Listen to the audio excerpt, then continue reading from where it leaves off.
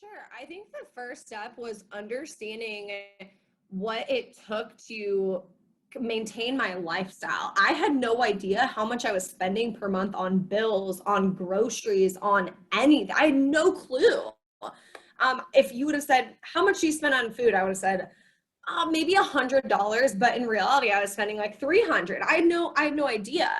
And so a lot of times we see money coming in and money going out, but we don't know what that is. And so we can't really plan with it. We can't really make a plan or take those next steps. And so that was probably my first step.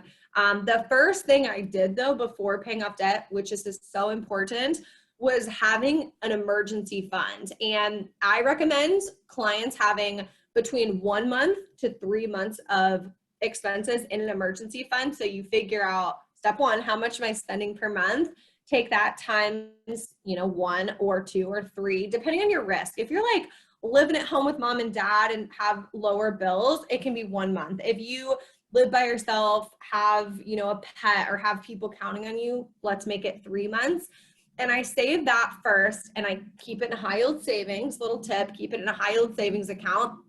And so I save that money.